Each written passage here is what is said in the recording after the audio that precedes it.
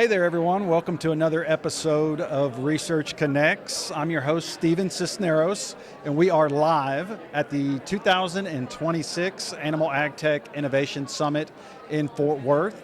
With me for this episode is McCalley Cunningham. She is with Vence, which is a subsidiary of Merck Animal Health. McCalley, thank you for joining us. Thank you, Awesome. Steven. It's good to see you again, and I'm excited to be here. Yeah, so tell me a little bit about kind of your background and what you are doing specifically with Vence. Yes, so I actually was an Aggie, graduated animal science, and then went on to vet school at Texas A&M, so whoop for both of those. And so from there, I really had a passion for ag and business and was able to merge those by getting my veterinarian degree, but then also stepping foot into Merck and taking an internship with them through their ventures team. And then from the ventures team was able to be able to take part of Vence, which is who they acquired at that time of my internship. And so Vence is virtual fencing for cattle. So thinking about invisible dog fencing, same concepts, but we're sticking collars on cows. And so I get to work with the ranchers after they decide to use the technology, train them to use the system, help them understand the benefits of virtual fencing and all the things in between, and really helping them hone in on this as a land management tool. And so this is what I do and what I've been able to do from my career, and started out with just a passion for ag and business, and then just jumped in from there. So. No, that's awesome. I mean, really being able to take your background in production agriculture, your passion for the industry and business, and then kind of merge those together into a profession that's making a difference. So hats off, that's awesome.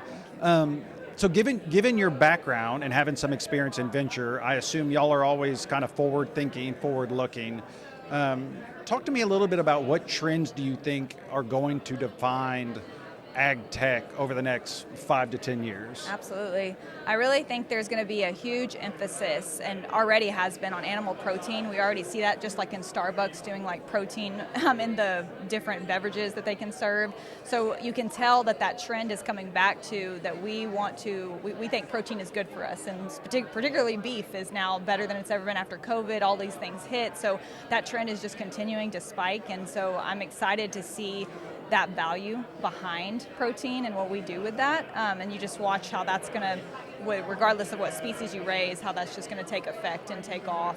And that also now goes into, well, where does my food come from? And the data that we have to, basically our ranchers or farmers are trying to put together to help our consumer understand what are we doing with the meat that we raise, and how does that look across the board from calf all the way to the processor. So I think that really it's that emphasis going back to protein's good for us, but then also looking at where does that meat and that protein come from, and how were they raised, and how was it healthy, and what is all those things looking at. So those are the two big drivers, I think, to what we're going to see in this industry, and really that plays into what we monitor and how we monitor it and what insights we do, and then that ties into AI and how that's all taken foot and going from there. So very interesting, exciting things to look for sure. Very cool, very cool.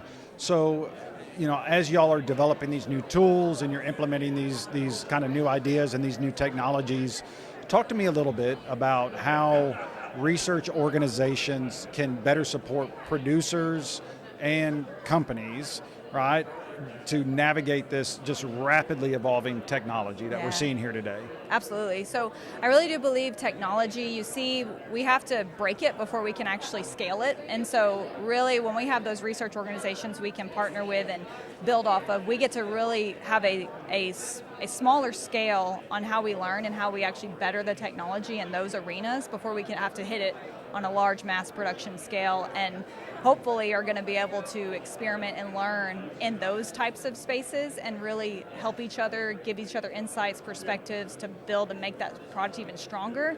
And then by the time it's ready, we get to scale and go like we need to, full throttle. And that's exactly what we need. And that's a huge benefit to having all of us coming together to partner on that in those research types of settings for sure. Awesome. Okay, last question. I know you're a busy lady, so I appreciate the time. Absolutely. But we've talked about venture and investment, we've talked about research, we've talked about just kind of data and technology.